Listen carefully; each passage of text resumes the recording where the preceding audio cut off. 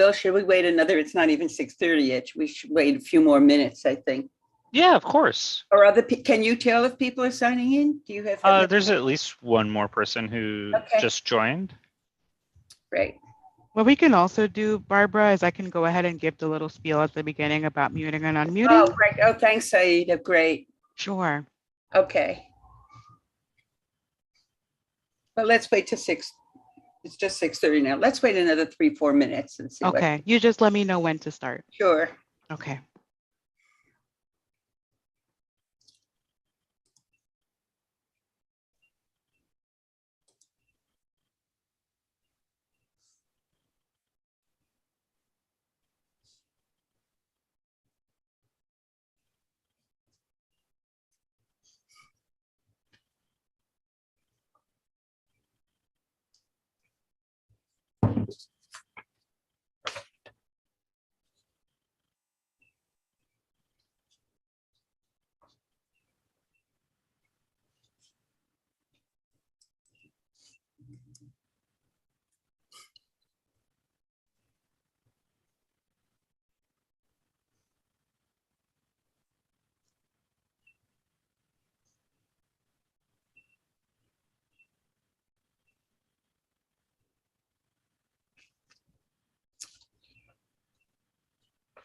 Do you think we should get started? What do you think, Lynn?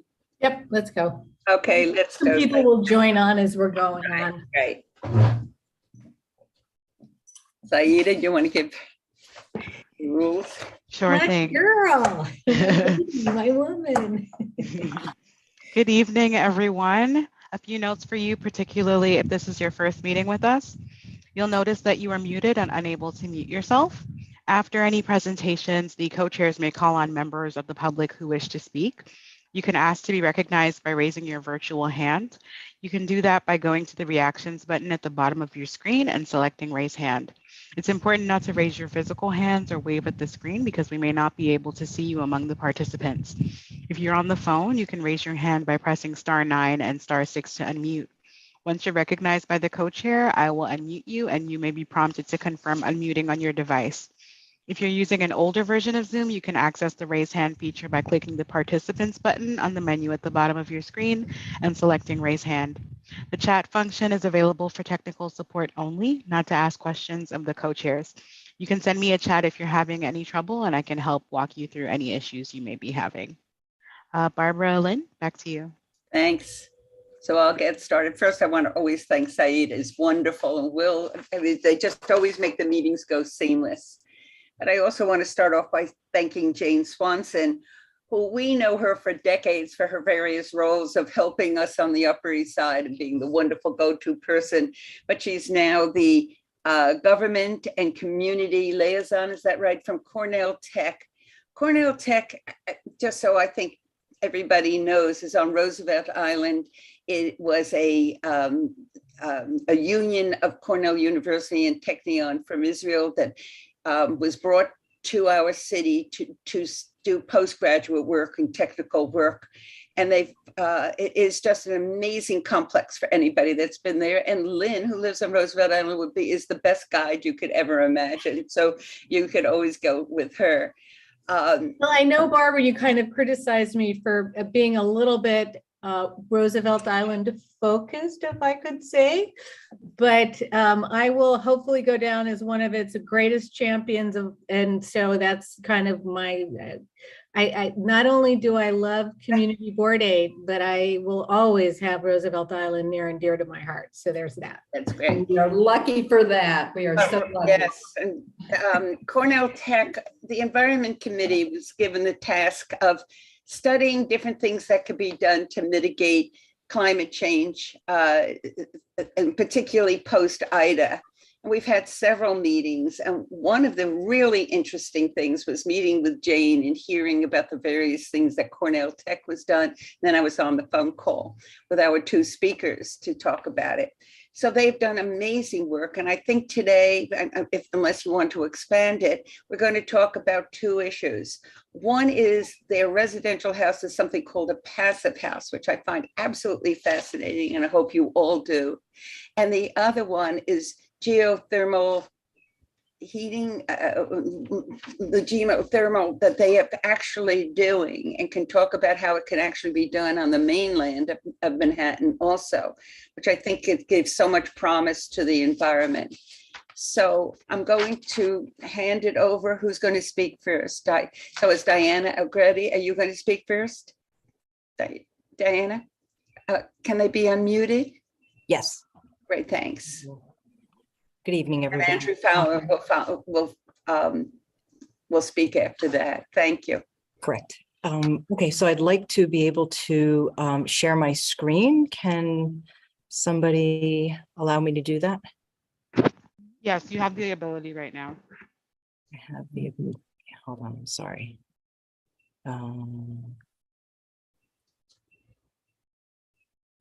Share screen. Share. And I think one more click. You did it. It's good. Great. Okay. How's that? Everyone can see? Perfect. Good. Okay. Well, good evening, everybody. My name is Diana Allegretti, and I'm the Director for Design and Construction for Cornell Tech. And tonight I'm going to be talking about the ground source heat system. It's also known as geothermal, although it's not truly a geothermal system as you would know it over in more of the Scandinavian countries. But what we did here with the Bloomberg Center is the goal here was to not burn any fossil fuels in the Bloomberg Center. And so this is one of the technologies that is helping us with that, to heat and cool the building. Here, as you know, is a nice aerial view of the island, and Cornell Tech sits. This is where the Goldwater Hospital once was, and this is our site. Here it is today. This shows phase 1 in 2022. And this represents about 890,000 square feet of built space just for phase 1. And so when we started out, we wanted to take a look at the different types of renewable sources of energy that we could use. So the first one, which I'm going to speak about tonight, is the ground source heat system. We looked at wind technologies, and we actually, on top of the Goldwater Hospital before it was demolished, we put a LiDAR on top of the building, and we took wind data for about a year to see if any wind technologies would be possible. We weren't thinking about the big turbines, but sometimes there's some really nice blades and things like that you can incorporate into a facade where it's not, like a big windmill. But it turns out that that was not a feasible technology because the wind comes prevailing from the west, and Manhattan and the tall skyscrapers block a lot of the wind, which was much to a lot of our surprises. We looked at hydrodynamic energy, and where we put, one of our professors had put a prototype into a turbine into the river, because the river flows every 6 hours. And so you could harness a lot of energy out of that. But unless the turbine turns, you're only getting 50% of the output on that. And then there was also permitting issues with that as well. So that was just a prototype, but that wasn't going to be feasible enough to energize the campus in any way. The other technology we looked at was solar energy. And this we did incorporate into the tops of 2 of our buildings on the Bloomberg Center and the Tata Innovation Center. So of the 4 technologies, we incorporated the 2 of them. So we started out, this is an aerial view of the Goldwater Hospital, and we put in 3 trial boreholes, because you need to take readings. So it's a lot of geology, has to do with the earth, the water temperatures, and you have to take readings because you have to be able to design it to meet the needs of the building that it's going to be serving. So we got a grant from the USGS survey, and we went to work for 1 year collecting all the data. So it turns out that they placed them in the exact place. Right now, this is a plan of our campus. This is the Bloomberg Center here, and this is the geothermal well field. And right where you saw these test holes right here, we planned it right in the middle of where our geothermal well field is. So it wasn't wasted, it wasn't a wasted boring. So this was the crew that was putting in the test hole, and they took readings, and they also took samples of the water. and they recorded the temperatures and the depths and whatnot. And so I'm not even going to attempt to interpolate this slide for you, but this is the type of data that they were extrapolating out of, the monitoring that they did for 1 year. And what they did is they turned that over to the building design engineers. And because at the same time they were designing and determining the building heating and cooling loads for it. So the two of them had to work hand in hand. So once the engineers had determined what the heating and cooling loads, and that's based upon the use of the building. So you look at your program and you look to see what type of spaces you have. We have an auditorium, we had classrooms and things like that. So they took those things into consideration. And they decided what type of geothermal or ground source heat system was the best one to go with. So the one that they did go with, because there's several different types, is the closed loop system. I often get asked the question, are we using river water? But we're not. There are systems where you can use the groundwater, but because this communicates with the ocean, the water here is brackish, and the saline in the water would corrode the equipment inside the building because the well field is outside the building and the pipe runs into the building, and it just wouldn't be good for the equipment. So what you're seeing right here is a diagram of the water loop system. So it comes down and then it comes right back up and goes right back into the building. It's fairly simple. And we have 80 wells, and they're about 6 inches in diameter. And what happens is that the exchange from heat from the well water, it goes all the way down, and it's on the principles of thermodynamics, of conduction and convection, basically. And so because the earth stays between 52 and 57 degrees, you're not heating up the water too much and you're not cooling it down too much. And that's where you're getting your energy efficiencies. This is a plan right here on the top left of the well field, and you can see the piping that goes into the building. So what they did is, here's an early photograph of the where the field is, and they put the GPS marked out all the boreholes. And this bottom left photograph shows the final, after we installed the entire system, they put grass over it, and it actually acts as a lawn that people can utilize. So it's doing double duty. During the drilling operations here, there's about 53 of the 80 wells that are drilled. So it's messy operation. It took a lot of effort and 2 teams to do this. There are some horizontal pipes that run underground under the grass that you see. And this is what delivers the hot and the cold water to the building. This is actually one of the boreholes, and you could see that loop that goes down. So there's 2 1.25-inch PVC loops that go 400 feet deep. We had a Cornell geologist who came and took the water temperature readings because that was very important for the design of the system. Here's some pictures of the operation. Because the bedrock was so close to the surface, in the bedrock, there was some fissures that the river actually communicates with. So occasionally when they were drilling down the water, and you could see right here in this photograph, the plume used to come way up high. It's during the summertime, luckily enough. So I think the crews didn't mind getting a little cooled off from it, but there was 2 rigs that had a 6-week operation, and so it was really quite the operation, especially when we had the geysers. So the infrastructure that comes into the building. So this is the piping system that now is coming through. You can see it through the foundation wall. And this is the multi-stack unit, where this acts both as a heating and cooling at the same time. So if you think of the building and the function of it, we have a cafe, we have, you need hot water and cold water at all your sinks. So it produces hot water and cold water at the same time.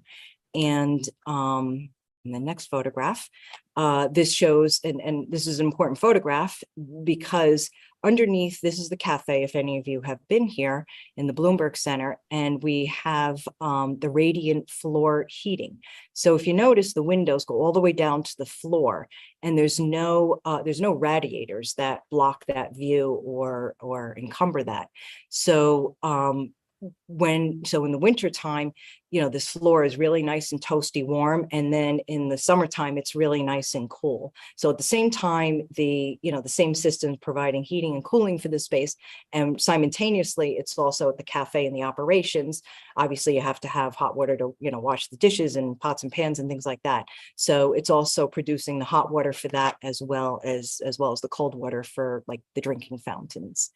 So, and where you're getting your energy efficiencies is you don't really have to heat, like I said before, the water up too much, and you don't have to cool it down too much. So that's exactly sort of your sweet spot with the 52 to 57 degrees that comes naturally right out of the earth. And if you would like to know more information, right on the mayor's website here in the city, they produced a booklet. There's probably 70 pages or so. It's fascinating reading. I found it anyway. But they produced this booklet to help folks like yourselves who might think about doing that in your community. This is just one excerpt right here on the right-hand side. This shows the layers and the levels of the bedrock as it is on Manhattan going all the way over to the Queens side. So there's many other diagrams, and you could actually put in, there's a part on the website there where you could put in your address and it could tell you some of your geological characteristics. So that's all I have to share for tonight. I'm going to turn it over to my colleague, Andrew, and I think we're going to do questions and answers after we're both finished presenting. Okay, thank you. That's great. Thank you. Right, so I'm going to stop my share. Is Andrew unmuted? I am unmuted. Can you hear me? Okay, great. Yes, great. Thank you. Sure. So does my presentation fill the screen? I don't see it. I need to share my screen first. Yes. Exactly. Sorry about that. Okay, now I can share. Great. Okay, my name is Andrew Fowler, and okay, and I am both a CPA and I'm a certified passive house consultant. So I'm going to talk today about passive house and how that's an energy focused and energy saving focused standard. But I also bring in a financial eye to this and can tell you a little bit about, or I focus a little bit on like what that means in terms of your operating budget and things like that. So, so the house is a 26-story building with 536 beds. It used to be the largest passive house certified building in the country and maybe the world, but that is now being surpassed by recent developments that I think we're proudly saying that we helped initiate kind of or spawn this effect in the city up in the Bronx. I think there's 2 of them maybe, or there's one in Harlem. And so it's kind of exciting to see the city doing this in many, many different places. We are also LEED Platinum certified, but I think really the high standard here is the passive house certified. That's the entrance to the building right here. This is the building of our campus. It's this building right here, just to give you perspective. And over here, it's tucked in between. It's a really tight spot, much like you would have in most places in Manhattan, but just to give you a little perspective where this is on the campus. So there's a couple reasons why I want you to remember why passive house might be interesting for your building. The goal is to significantly decrease the operating energy of the building. So it's an energy standard, and you must decrease energy by something like 60 to 80% of your normal standard building. So that's all great, but what you may be interested in is once you reduce energy, you're also very likely to be reducing your carbon emissions, which I'll talk about a little bit later, and you're very likely to be saving money as well on your operating costs, right? So those are all correlated strongly. Okay, so reducing your operating energy, and most of the time you're not going to notice anything. And passive house actually will probably, the standard also focuses seriously on increasing comfort. So you're not giving up anything, and you're probably increasing your standard of living by living in a passive house compared to your standard typical house or apartment. Okay, These are the 5 points that I'm going to walk through today and in more detail and show you some examples. So Passive House has much better insulation and it's continuous insulation all around the building. It's airtight, so you're shutting down on all the leakages that are happening that you don't even see where they're being leaked, or you might see where they're leaking. And this has a lot of improvements to the rest of the building. You're using high performance windows, which are both airtight and also they're very much better insulated. So that's going to increase your occupancy comfort. You can imagine that if everything is tight and well insulated, well, where are you getting the fresh air? So there's also mechanical ventilation, which is required. But with this mechanical ventilation, you're also recovering the heat or the cool. So the whole goal is that if you're conditioning the space, if you're heating your space in the winter, you don't want that heat to escape the building. Your typical house, you heat it and it runs right outside. Or in the summer, you heat it, you cool it, and it just runs right away. So you have to keep cooling and keep cooling in the summer. So Passive House wants you to, like, once you've heated it, you want to maintain it and slowly bring in enough fresh air that you keep a fresh environment, but not so like you're just constantly recooling and recooling and cooling or heating. Okay, so that's done with the mechanical ventilation. And then reducing thermal bridging. Thermal bridging is kind of a technical idea that I'm going to try to show you a little bit better, but with pictures what that is. Okay, so it's a little bit hard to explain. This is me with a windbreaker on. Okay, this is your typical building in New York City. Okay, now in the wintertime, would you guys walk outside with a windbreaker? Not a good idea. You're not going to last very long, right? I may look stylish or maybe not, right? But the problem is that there's not enough insulation on that. And so a lot of times the problem is, and notice that the zipper is undone. So any air that you're trapping with that jacket is rapidly coming out as well. And that's your typical building. Anything you're heating with your body heat, it's running right away. And so you have to keep reheating. Okay, so Passive House, well, new construction is like, okay, let's throw on a little bit of a down jacket here. But so you have a little bit better like insulative properties, but notice it's still unzipped, right? So any heat is still partly, so that's a modern building, which if you're lucky, you live in a more recent building, but I live in an 11-year-old building and it still has a lot of these problems. So even a new construction isn't necessarily a Passive House. They're not the same animal, okay? And then over here, you put on an airtight cover on the outside, so you're protected with water and air and it's not leaking. You look at this down jacket, and even though those lines which are sewn, actually air can get through there and heat can escape through there. So those actually sewn lines on a down jacket are actually the weak points on a down jacket. And you want to have it zipped all the way so any air that you're having in there is being maintained, right? So down here, insulation. It needs to be continuous. It needs to be all around the whole structure. Okay, and I'll show you another picture of what that means. But high R value is really important too. So R value is your resistance value. That means like, okay, how much are you insulating? So you want, and this is for your ceilings or your roofs and things like that, the R value is the amount of insulation you have in that. And so a high R value, more than your typical amount, is what you really want. So you want to, when you replace your roof, you want to know what the R value is or they're insulating the roof at. Air tightness, you probably have heard of a blower door test. The city has actually changed their codes, and in new buildings, certain size buildings are required to have a blower door test. We had one on our new building here. And that also is, you can design something, but you also want to test it. And so the blower door test is testing the building to see if it actually has been built correctly and is actually to the standard of maintaining and stopping that leakage. So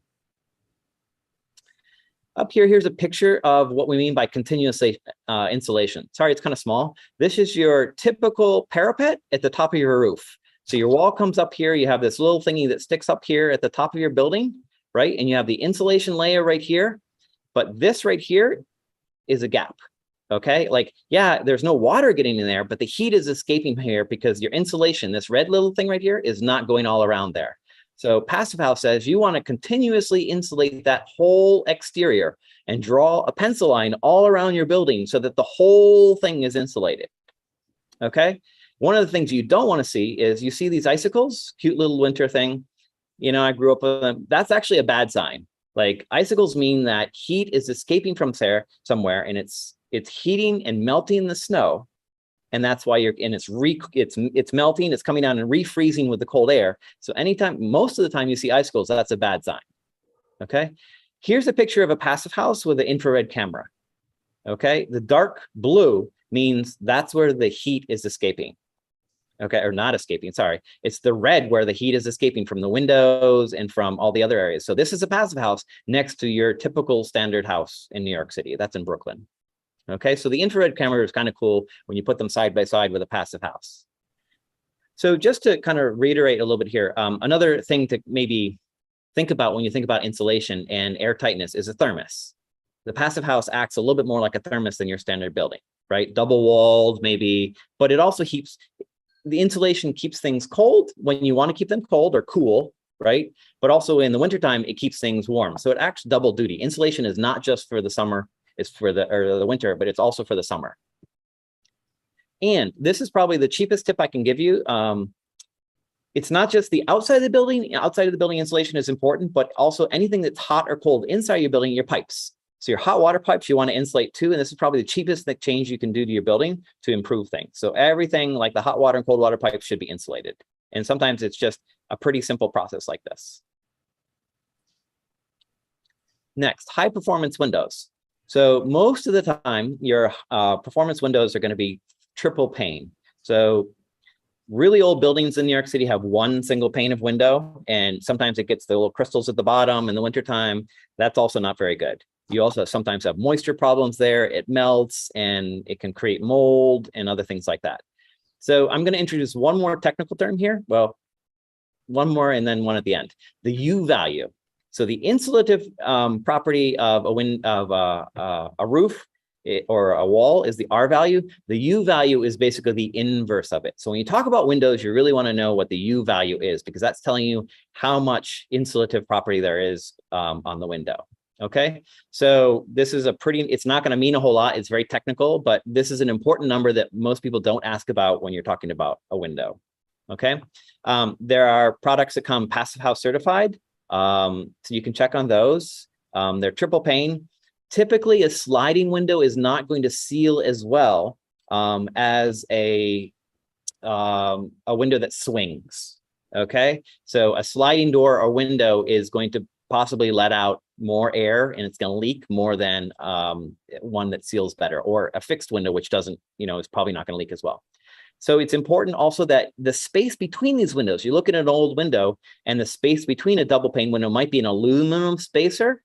An aluminum spacer is not a good idea because aluminum is conductive and it's going to pass energy. So you need to be careful about, or you don't need to be, the designer needs to be very careful about the spacers, the gaskets around the window, and the fact that there's wood in here. There's no metal going from the inside of the building and the outside of the building. And that's going to be my last point. That's a thermal bridge. It's carrying heat or cold from one side of the envelope to the other side of the envelope, and you want to avoid that. So a window here is going to have a lot of insulation in the frame of it as well.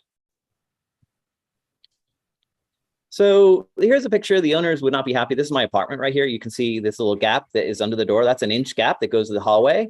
So whenever during COVID, they were vacuuming the carpet there with some chemical, things like that, I could smell the chemical, right? My apartment does not have any ventilation that's bringing fresh air from somewhere, right? Basically, fresh air leaks in under the doorway. It leaks in from wherever in the building. It has an exhaust in the kitchen. It has exhaust in the bathroom. But where does the air come from to make it up? The city doesn't require that, so it just comes in from somewhere. Passive House says you need to design this so that you have fresh air coming into every room at low volume, so you're not getting like cold air like a fan. It shouldn't be at a high volume where you're, oh, I'm getting cold, I'm chilled because it's a fan. It's low volume and there needs to be fresh air everywhere in every room. Okay, so you're not having this effect. This door right here, you notice you shouldn't be seeing sunlight through this gap in the door. It should be weather sealed to prevent any leaks. So, and this right here is your air coming in. If you ever open your window or your door, you see this like dirty black mark along here. That's dirty air leaving dust marks on your window. That's not fresh air, right? So we want to be careful. So the other thing is, part of this is you're going to have mechanically vented spaces, but you're also going to have an ERV. An ERV is a machine. You can see an example here. This is for a smaller apartment or a house, but it would probably be bigger for a big apartment, but they don't have to be that big. And so what's happening here is that the air that's being pulled out, your kitchen exhaust or your bathroom exhaust, right? If it's in the winter, that's heated air. And you don't just want to throw the heated air outside. You want to recover the energy of that heat. And that's what a heat exchanger does, is it uses the warm air of the exhaust air that you're throwing out to heat the incoming air so that you actually have heated air, so you don't actually have to reheat that air coming from outside. So you're using your exhaust air to heat your incoming air. They don't mix, they go right next to each other, and you can recover 80% of your air or more.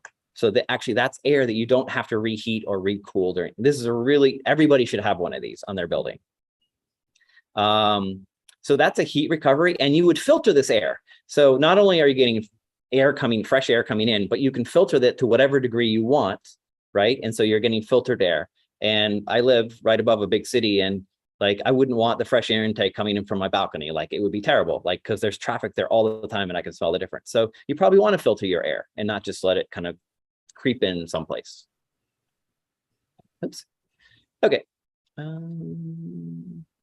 Thermal bridging. So I questioned the audience. I know I can't hear your responses, so I have the answer here, but a fry pan, right? So the handle.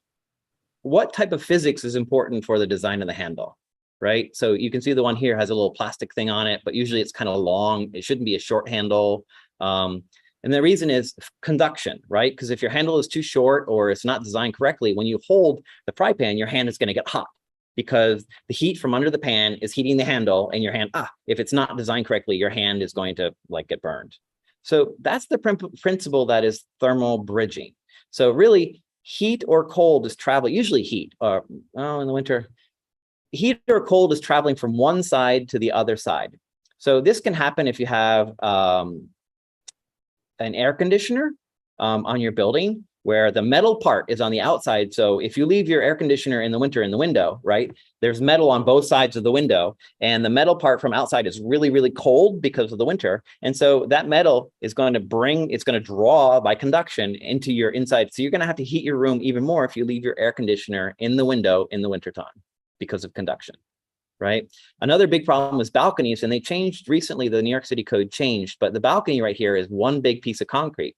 And concrete is kind of like metal, it's very conductive. So in the wintertime, this concrete gets really cold. And the same thing in my balcony, right? As I can feel the floor being cold because the concrete floor on the inside of my apartment is the same concrete that's on the outside of the apartment. And it's getting cold and it's getting sucked in. And I have to heat my apartment more, and I have to wear slippers and socks because the floor is cold because of that concrete. So the solution is to put a little bit of a break there, right? It's just engineered. It's possible. Everybody knows how to do it, but it costs a few dollars extra. And this is something that's very hard to redo after you have a balcony. But new buildings are requiring you not to do this because your insulation needs to go straight up here, and your balcony should be on one side, and the concrete for inside, you shouldn't be reheating all the time.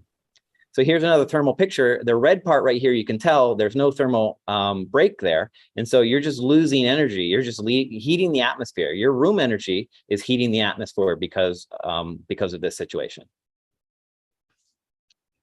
Okay, just to kind of reiterate the benefits of passive house, thermal comfort. So you can see this picture right here. This is your typical building. Because your insulation is not very good and your windows are not very good, there may be single pane or double pane, this area over here by the wall is cold, especially if you don't have a heater over here, right? So there's a really big temperature difference between the inside of the room, if there's a heater or a thermostat over here, and over here by the window and over here by the wall, where you're feeling a little bit of a draft or cold. You can put your hand near the window and you can feel the coldness. A passive house doesn't have that. You should have a stable, constant temperature throughout the room. You shouldn't have these convection or drafts or differences in a room. Ironically, kind of as a side effect, but a good one, because there's so much insulation, passive house is much quieter than your typical building, which I find in the city can be very helpful. Again, on a big street with lots of ambulances or fire trucks or things like that, you can hear that, and it's really nice to have all that additional insulation. You're going to have less moisture on the inside of the building, which you shouldn't have, which will lead to hopefully no mold problems. So if you have a building where that's a potential issue, then that could be very important.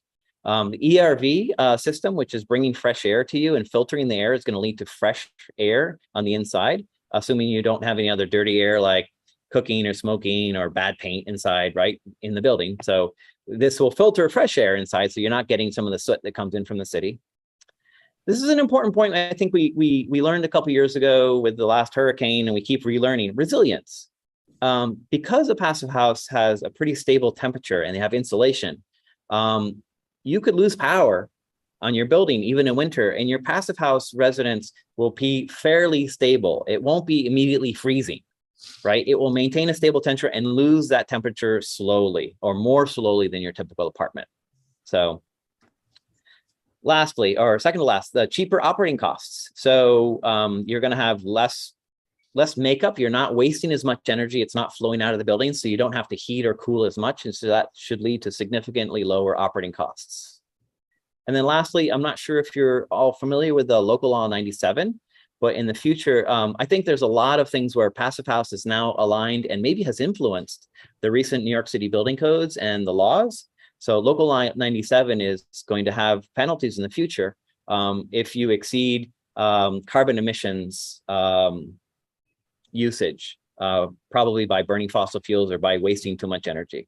So I think these are very nicely aligned, that passive house's goal is to use less energy in your operating, and local law 97 is going to penalize people who kind of are using too much energy and not being energy efficient enough in their building. So there's great alignment, I think, here. And so I think this is one of your possible solutions kind of going forward. Okay, I think that's Thank you. Lynn, do you want to call on people that have questions? I have a load of questions. Yes. So actually, why don't you start with your questions, and I'll ask people who have questions to raise their hand. What about, you want to change on? Nobody's raising a hand so far? No, go ahead. Here. Okay, let me go through and see what I did. I'll put on And Can you turn on your for audio? the first, So we can hear them. the geothermal, do the pipes break? First of all, just the whole idea. So what you're saying is moderate temperature water is coming in, but the pipes are the ones that will either cool or warm up the water. Is that right?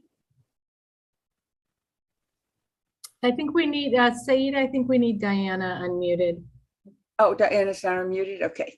We're getting there. There we go. Okay, I'm sorry. I'm sorry. Would you repeat your question? Yes. Andrew, we were sitting next to each other and we had a mute.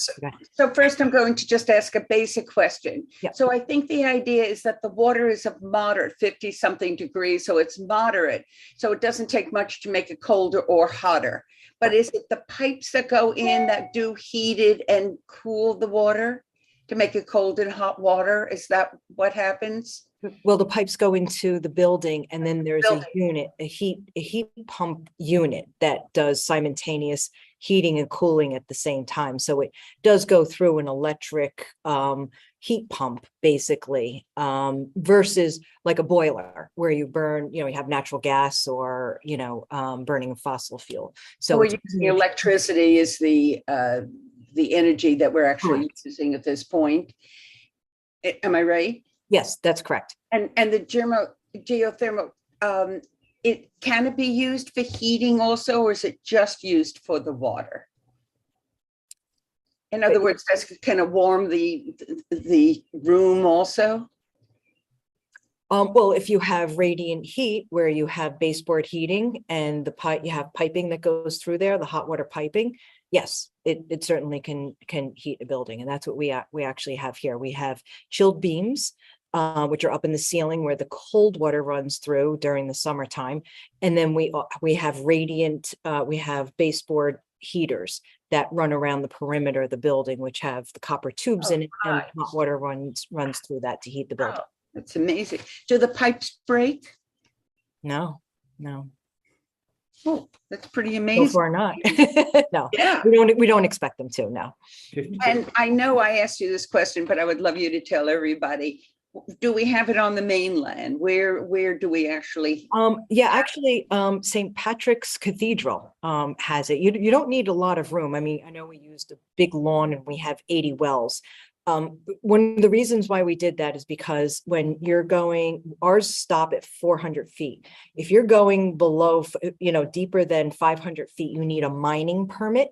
And a mining permit is a whole different set of regulations. And when we were building Cornell Tech, we just didn't have the time for that. So we probably could have done, you know, with 40 wells that went down to 800 feet versus 80 wells that went 400 feet. So the size of it. So back to your question with St. Patrick's Cathedral, they have two patches of grass alongside of the, you know, you don't need, obviously you're not going to dig up anything on the church. So they have a small patch of grass area there. And I believe that they have 4 wells or 10 wells. You know, I have it on my slide deck. I just didn't show it to you. Right. Yeah, they have 10 wells that go down 2,200 feet. So they chose to do it in the grass area next door to them. But there's also buildings. Let me just share this one slide, because I think sometimes a picture is worth 1,000 words. So here's St. Patrick's Cathedral. This is a slide that I did not show. So this has the 10 wells going down 2,200 feet. But you could also do it if you don't have any footprint or green space next to you. Today, now what you can do, and this is an excerpt right out of that the mayor's sustainability geothermal booklet that I gave you the web link to, and you could use them in your piles that hold up your building. So it's doing double duty. Not only is it structural for your building, but you could put the geothermal well pipes in the structure to your building directly underneath it. And obviously you can do it once the building, like my building can do it, but probably not in the pilings. Am I right? That would be right. When if your building's already built, no, you wouldn't go into your structural columns and install this. This would be in a new build.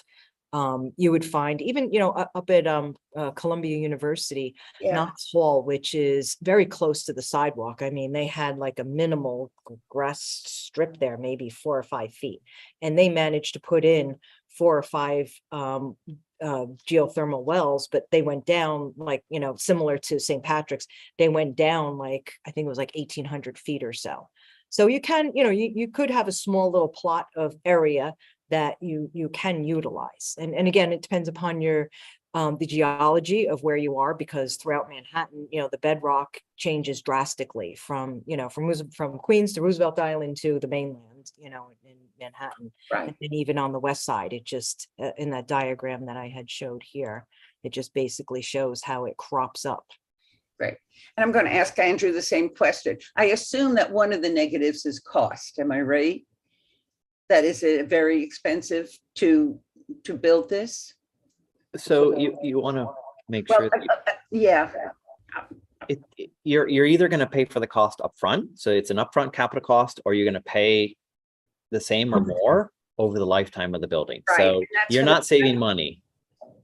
That's the passive house. And what about the geothermal? Is that very expensive also? Again, the upfront capital cost is very expensive, but you have on the wells themselves, you have a 50-year warranty, which you don't see on anything these days. So that's a really good warranty.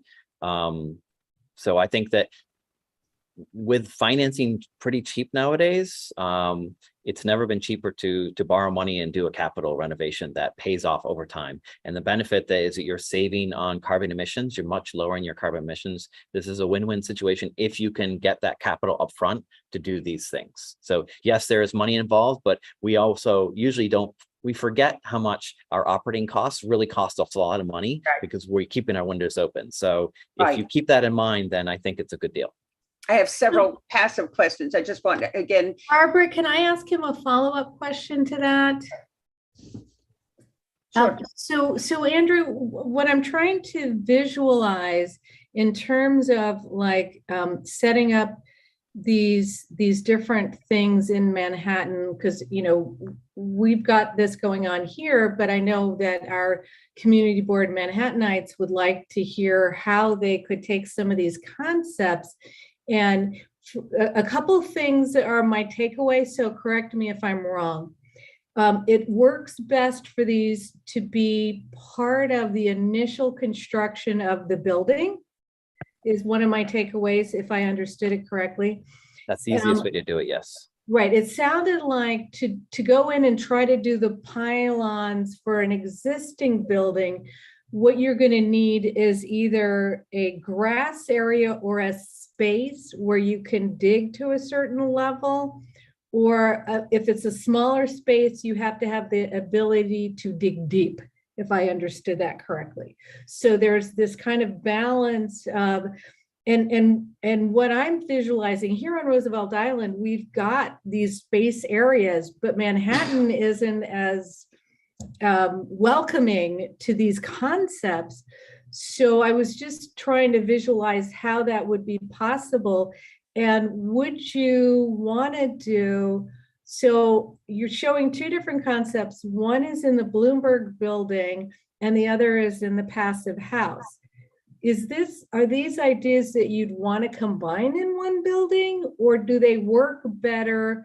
You know, like I know with the Bloomberg Center, that's a building that has a lot of people coming in and out of it constantly, so that it seems like it doesn't lend itself as easily to a passive thermo construction, whereas, you know, like what you're doing there.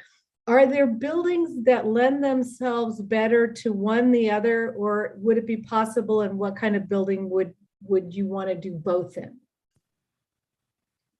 Do you want to go ahead on that, Diana? Well, a passive house it doesn't always necessarily have to be a residential property. There are commercial properties that are passive houses now. The residential property works well because it usually has a much smaller floor plate, and it has a regular floor plate that just keeps going up. Whereas the Bloomberg Center, if you look at the architecture of it, because this was a signature architect, it has a lot of different overhangs and, you know, different geometries to it.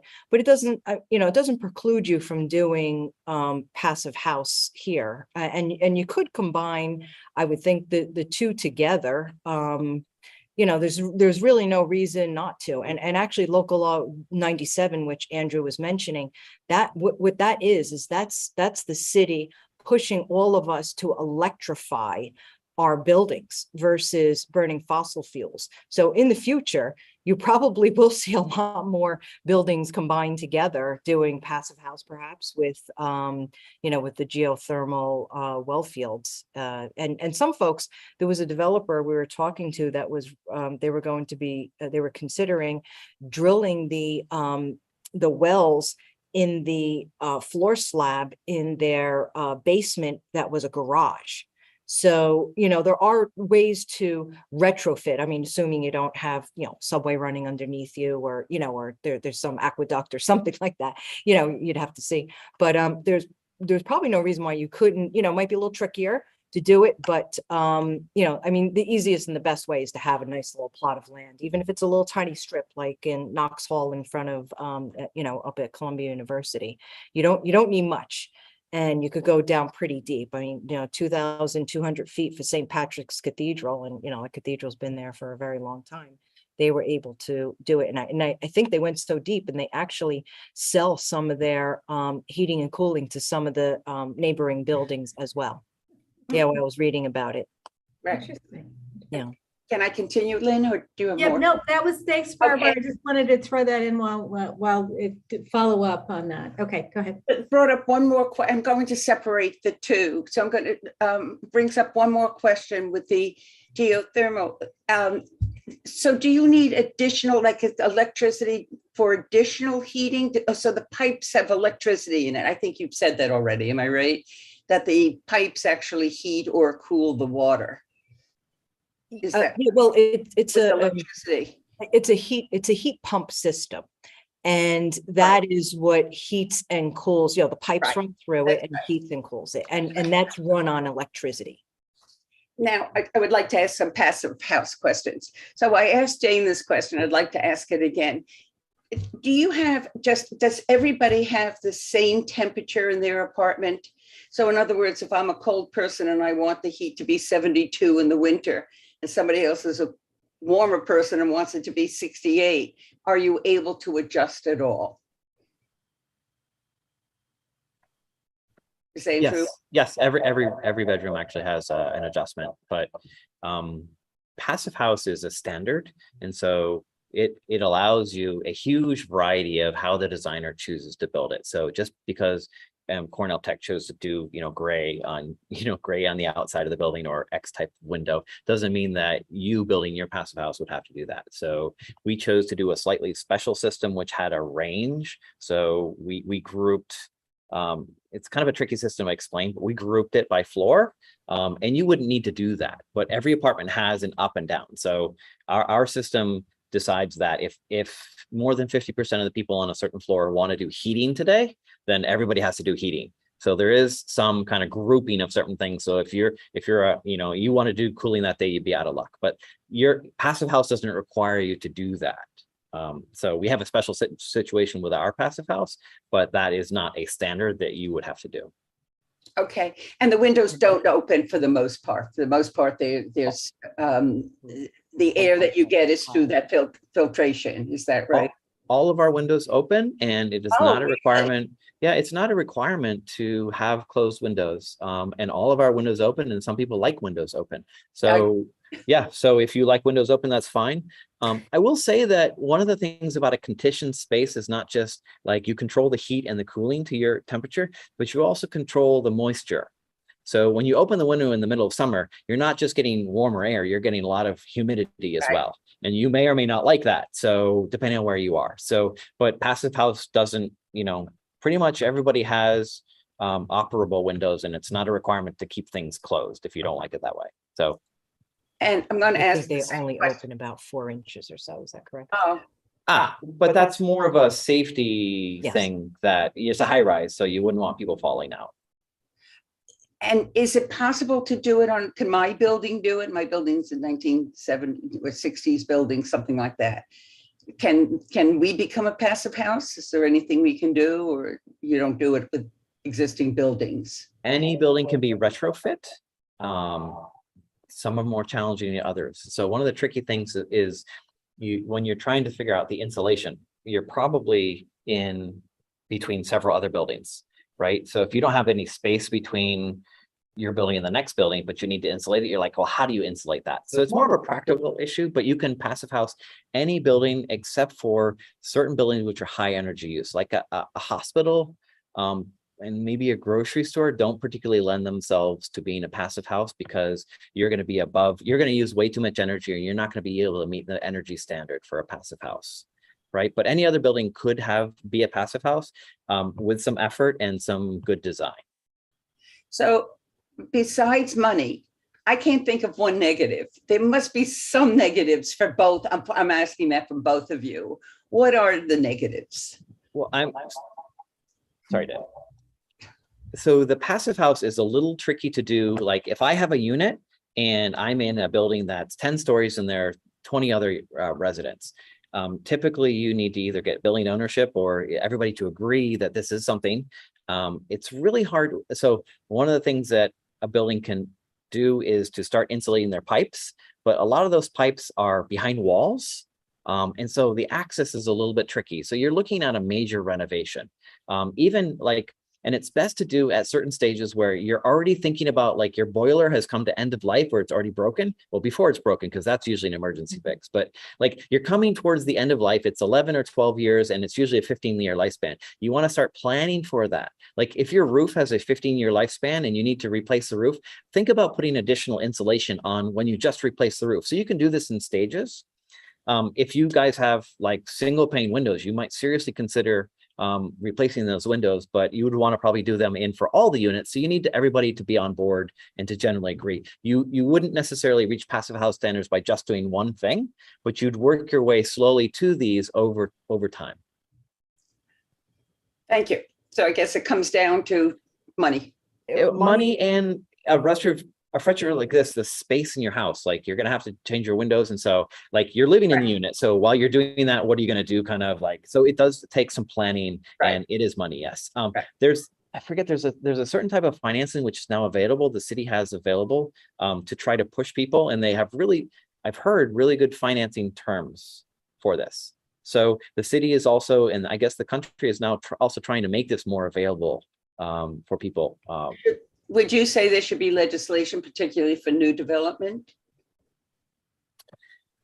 I don't know if that's necessary. I think once people start to weigh the different things, the developers are starting, you'll see this is naturally happening around the city. You have the stick, which is local line 97, and you have code, which is being more and more strict. I think naturally that we're moving in the right direction for this. It's just buildings take a little bit of time, and I think the incentives are there. It's just, we don't have a lot of space. And it's going to take capital expenditures and good design, and people requiring it. So if you demand this, then hopefully we can get closer to this. And I hope that we'll be living in a more comfortable future because of this, not just lower energy or cheaper, operating costs, but more comfortable as well. Yeah, thank you. I'm going to ask the same thing with the geothermal. What are the negatives besides money? You need to unmute yourself. Well, it's the geology. You may not be in a good area. When you have to drill through a lot of rock, it's very expensive. I think that's why the city has provided a really good diagram there of, what the bedrock is around. That's pretty expensive. And, obviously you have to have the land to it. There really isn't too many more downsides. You would have to, if you had a boiler, you'd have to, take your boiler out and retrofit it and put a heat pump system in. So you'd have to have, we have several modules. I think we have 12 or 14 of them. So this way, if 2 of them need to be repaired or maintained, the other one still can operate. So it's there's modules that are in successive order. So you'd have to put in a little bit larger of a system so that if you had to take 2 modules offline, you still had, you could still operate your building and heat it and cool it properly. And then I asked you this question when we spoke. I'm going to ask it again because I've been thinking about it. We did create a new subway, the Second Avenue subway or Q train. It seems to me like a missed opportunity, but we are going to be building the extension from 96 to 125th Street. If you're blasting and going down so deep, can't they be incorporating some of this at the same time? It seems to me that the major work would be the blasting part of it, and they're doing it for the subway. Yeah, sure. I mean, it's always economical to build all at once. And if that's part, there might be permitting, like I said, there's a mining permit that's involved if you're going below 500 feet. So, which I think they're going below 500 feet to build the subway. Yeah, so you'd have to have a different type of a permit, from 500 feet and above, it's one type of permit. From 500 and below, it's another type of a permit. So, that might be a barrier to it, but I think it's probably worth mentioning. That's one thing I'd like to encourage is that, yeah, absolutely. To start using it there with all this building. Thank you. Sure. Anybody else's hand up? So let's ask again, anybody have a question? Marco? And then Judy. Marco first. Hi, Andrew. Hi, Diane. Hi, Jane. The only thing, let me start saying thank you. So, very basic presentation. I say basic because I'm a designer. I design passive houses. I'm a developer. I build my own houses with that system. Yes, I save between 80 to 85% of the cost of energy. So the only thing that I had to do to complement that one is just only 50%, which is minor. And then to build for small developments, it's not worth it to do geothermal. There is other systems.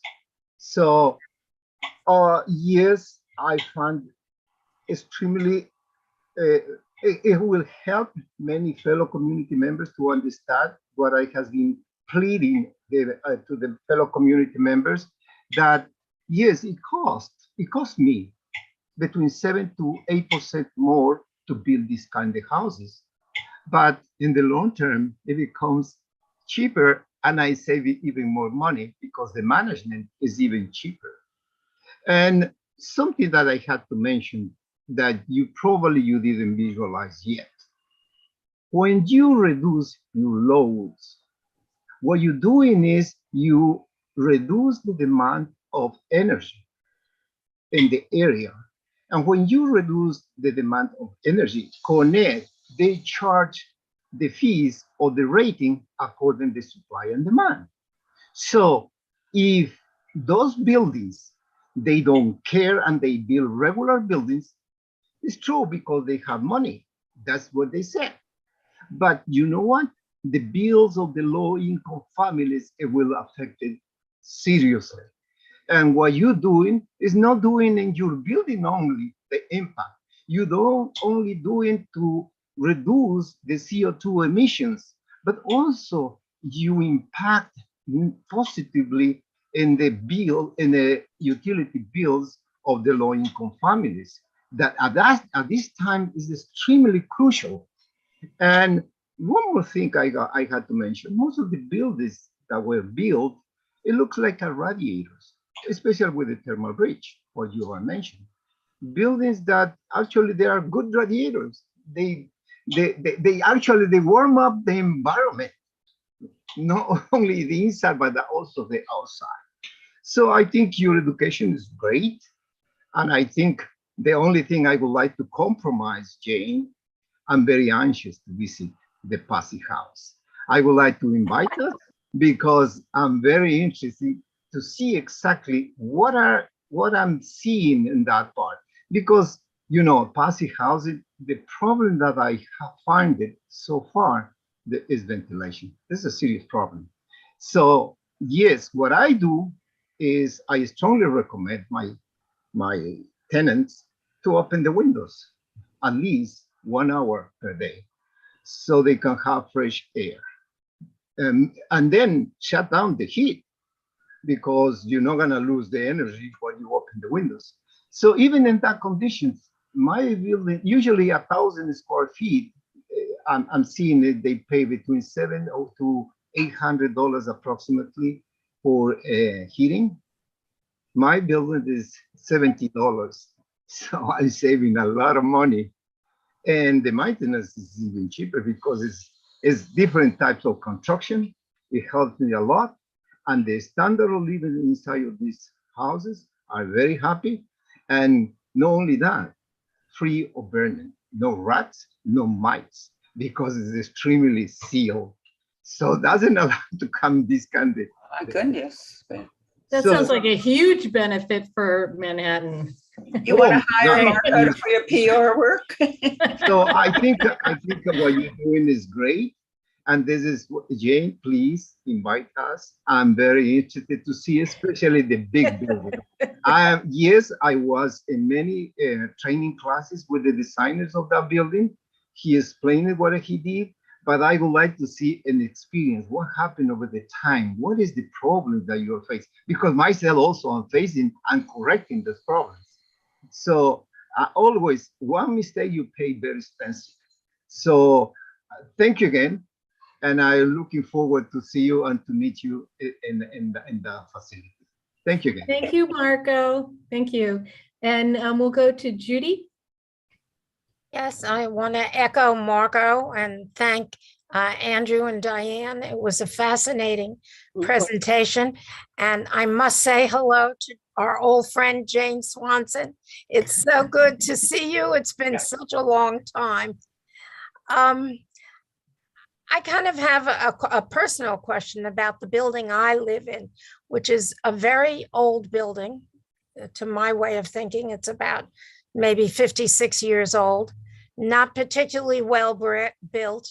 We had 3,000 bricks fall off it about 8 years ago, which closed down a piece of the 60s for a week till they could clean up the mess. Thank God no one was hurt.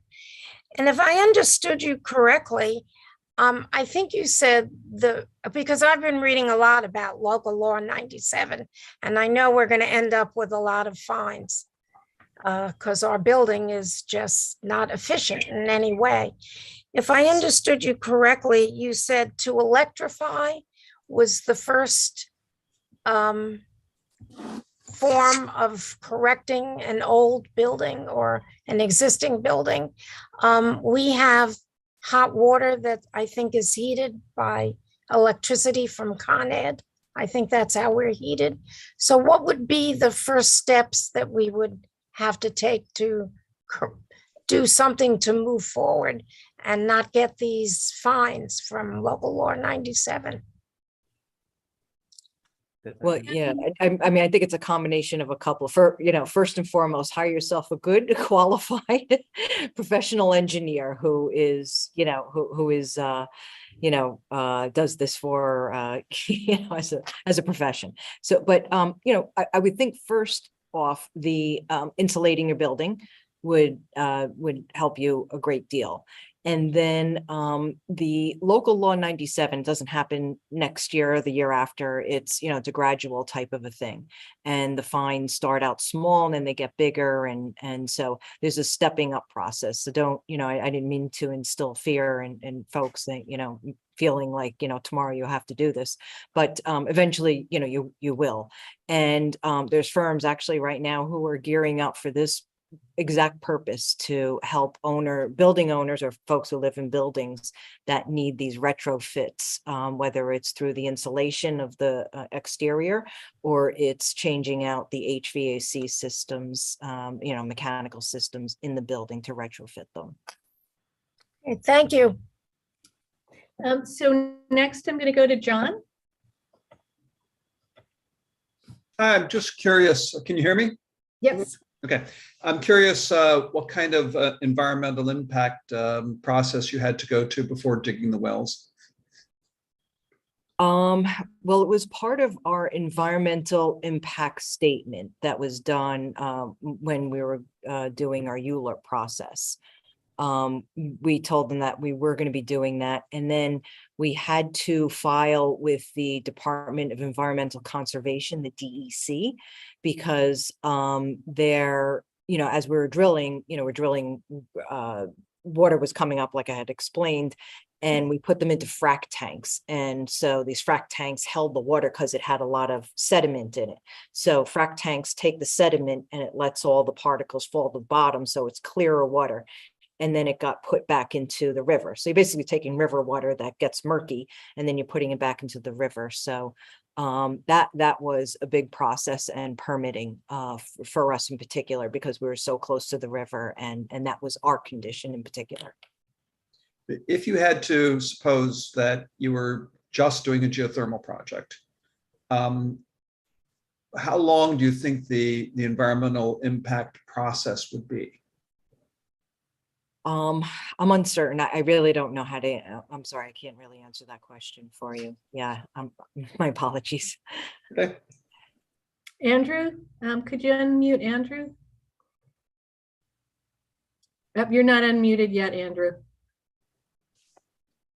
I just wanted to say, I think one of the great things about both of these projects at Cornell is these were not, both the ground source heat pump and the passive house were not really well known or available before this. But in 2016, I think it was local law 6, the city actually came out and they did a study in 2015, which Diana cited actually. So there's a lot more information about this.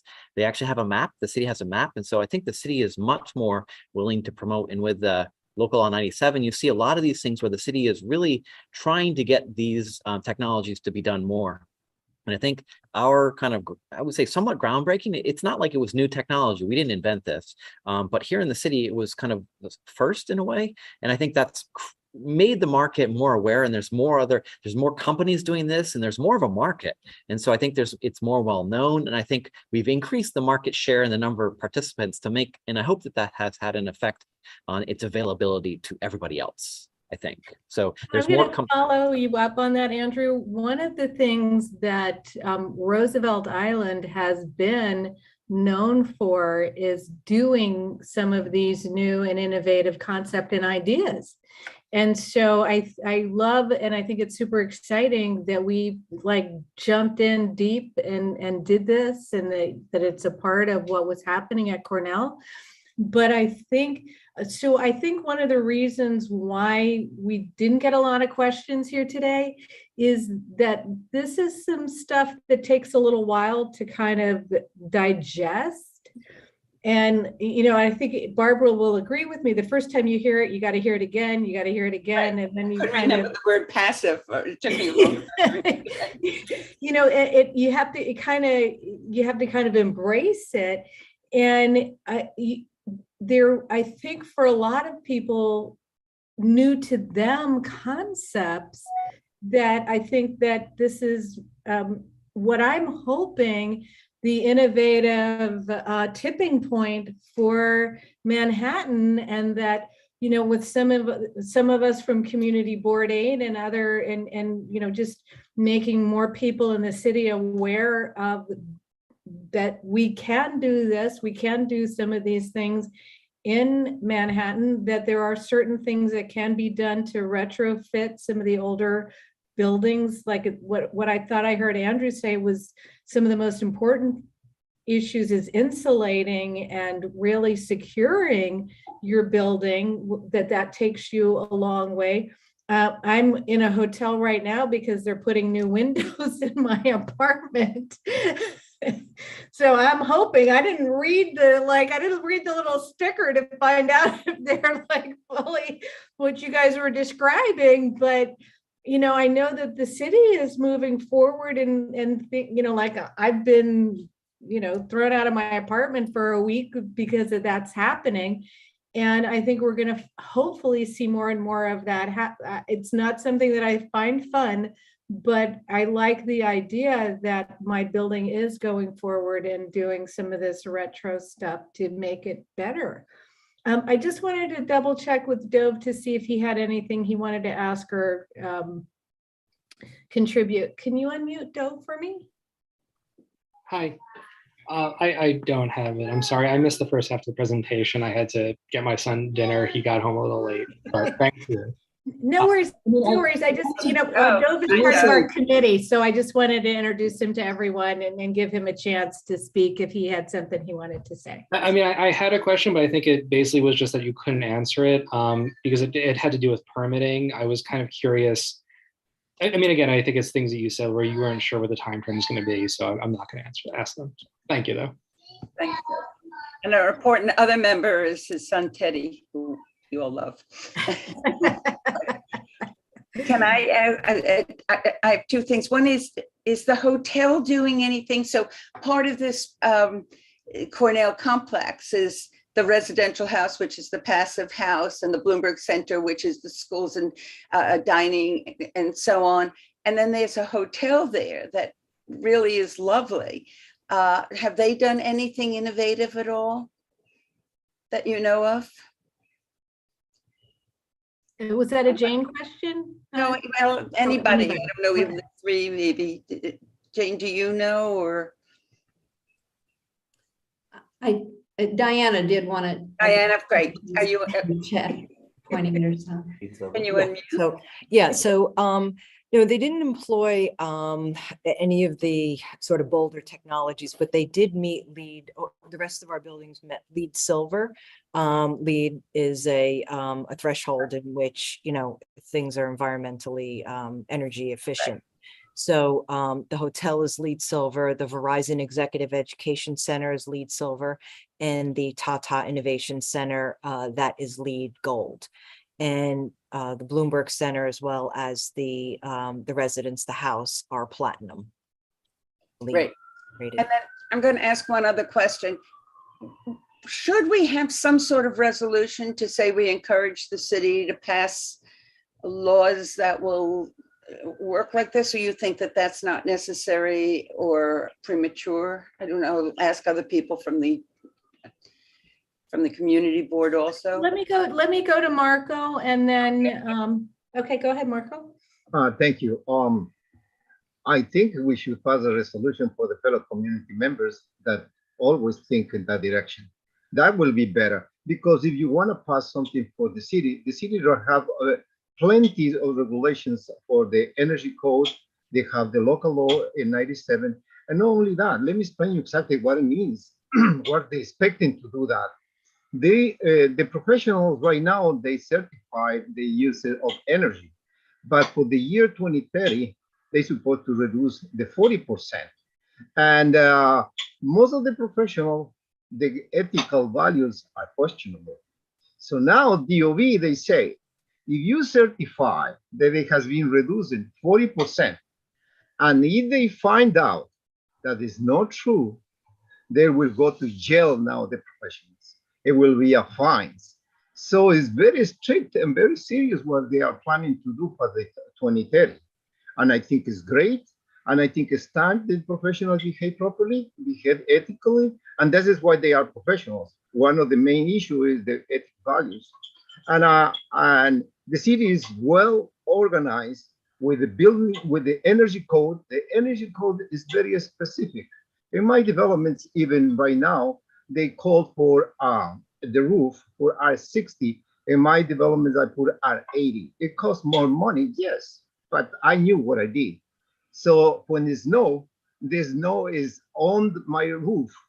So I had to redesign the structure of my buildings because it is gonna carry a lot of loads. So why? Because it doesn't melt. And it's still the snow right there, unless the temperature raise, then it starts melting. So in most of the buildings you see, the small houses, if you travel north of our city, an elevator train, you will see the roof of the houses. They are completely off of the snow, while in the streets you see full of snow. Clearly, you show right there how we lose energy. That's right. Yeah, this is in the buildings too. So the issue right here is, I think what we have to do is we have to bring more frequently you guys and let our fellow community understand, and then invite us to see the development at the passive house. And then the rise question, incentivizing to bring more fellow community members to understand this is not a bad issue. This is the future. This is the quality of air. Manhattan have a very poor quality of air because of buildings. So we need to work in that direction. We have to educate ourselves more and more than to pass any resolution. The city is very well prepared for that moment.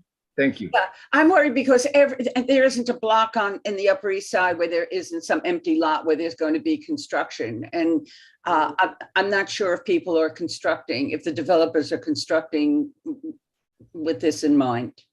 I don't know if any of you know. Andrew, if we can unmute Andrew. I want just add a couple of considerations. So the building code has just been updated and adopted, I think. Maybe it's the 20, I can't keep track because it's every 3 years, but they just updated the city code, and that includes the stretch code. So we have some very, very stringent. So any new buildings coming out in the city are much much different standards than built like even 10 years ago. Are they all electric? Are they going to be all electric? Not yet, but they also passed the new, gas ban. So new buildings are not going to be gas too. So you're seeing moving forward that I think a lot of new buildings, it's just the older buildings are going to maintain themselves. And I mean, for cost reasons, these are serious costs, are serious considerations for everybody. So you need to balance the affordability with things. A couple other things that I want to mention is that you have local law 33, which is and 84, which is the benchmarking laws. So most big buildings are now, as of 2 years ago, they need to be measuring and reporting their energy use. So their gas and their electricity use, and that's public information. I can go online and I can go to the database and find out if you live in a big building and see if you actually have, submitted if you're required to do this. And so it's all public information, and you can see what energy is being used. And then I don't know if you've seen it around the city. There's also I think it's local law 33, which needs you report that data. So just like you go to a restaurant and you see an A grade for a good restaurant or a B grade, well, they have that for energy now, right? So you can walk around and you can see buildings that have a little letter grade near the door, and it tells you what their energy use grade is. And so just pay attention to that, and maybe pay attention to that your building, and you can kind of compare. And I think that's moving the market forward so that people are it's raising awareness to energy use as an important issue, not just restaurant grade, quality as an issue. So people are going to be talking about and seeing the energy use grades on buildings and compare them. Then you have local law 97, which is the penalty coming in the future, going like, you need to improve your letter grade here, or else kind of you'll pay more money. So it's trying to, offset or balance those upfront capital costs, which everybody is worried about, rightfully so, with, well, do it now or do it later, kind of like, is it going to matter? So And we have so much Andrew, new could you construction. send us that link where we could look that up? Because I think it would be really valuable for us to get a handle on where we are with our buildings in Community Board 8. The local law benchmarking ones, or? No, you had said there's a place you can look up the efficiency or. Let me send you the link to the benchmarking, which has a bunch of links to that, and I'll put that in the chat. Okay, So. Great, okay, thank that you. would be great. I guess, Marco, I guess I'm hearing that there's no resolution that's necessary, that the city is doing. No, the only thing I heard was some arm twisting for a tour, but if anybody else heard something differently. Okay, let's unmute Jane and is that possible? I know it's a residential place. Is that a possibility? Yeah, that is one of the issues, is that it is a residential building. So we're very sensitive, to going in, very far into somebody's home. But, we do give tours, especially back, pre-COVID, we gave tours. And you all, before COVID, used to have one meeting a year on Roosevelt Island. Yes. And that would be sort of the perfect time to do sort of an overview of all these. I don't know if you'll ever go back to that or not. Oh, we're hoping. Tomorrow night, we're going to be talking about some stuff like that. So we're hoping to do that. Yeah, but we do give tours. Yes, absolutely. Margot, yes, you can have. So I think there's going to be a line forming, Jane, just so you're ready. Well, it is, I'm going to drag Andrew and Diana in, but again, I don't know, Diane, I don't know that we're allowed to go into an apartment. No, I think we've ever been allowed to. I don't want to set expectations. We can't go into a lobby in that. Yeah. And I think, if you have a community room or something like that, I think people would be really fascinated with getting a chance to see what it feels like to be in the building. Because, I think that just to go in and be more aware of what I'm going to expect is less noise and consistent temperatures I'm walking around. And, I think that there's some interesting things that, that we can learn from just visiting the building and getting a sense of, and I think what we could do is do the both buildings, because I think there's still people, I can't imagine, that haven't been to the Bloomberg Center yet. So. I was going to say that, yes, that was I want to say that Lynn and I met with Jane to discuss this meeting for lunch, and we looked out the window and said, well, they're doing this German geothermal, and it's right there. It was really, to see the complex is very interesting, and maybe we'll have a tour when we get back. That would be the governor's decision at this point, when we're getting back. So I think Marco had one more question, right. And then I think we're Marco. Maybe we could take a tour of your building. Well, I don't mind. There we go, Marco. Well, Jane, thank you so much. Please, if there are residents, I don't want us to go inside. They don't like to be invaded the privacy, and I agree with them. We can do that. We would like to go in the public spaces only. Let me give you an idea. Probably with this one, I'm going to finish. I was doing the alteration recently because I changed the SEO, and from the 1 to family, then I disconnected in this temperature when it was 70 degrees, and I disconnected the temperature for a week. And the lowest temperature that it reached my inside of the house was 55 degrees. So it holds for 2 weeks, 55 degrees, which is not cold inside.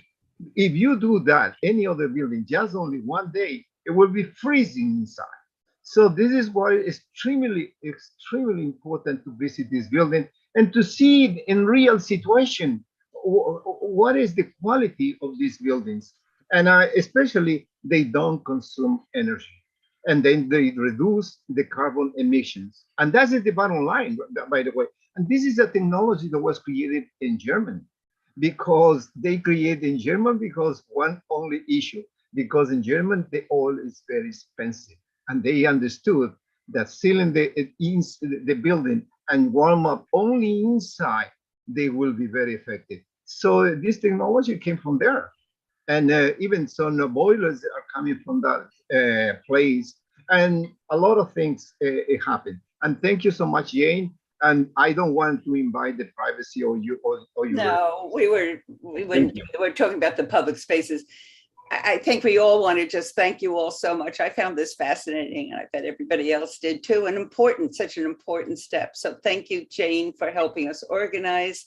Thank you for the two of you for presenting this. And does anybody else have anything to say? Lynn? Judy? Yes, I thank you all, and I move to adjourn. Do I have a second? Thank you. Great. Have a good night, everybody. See you, old friends.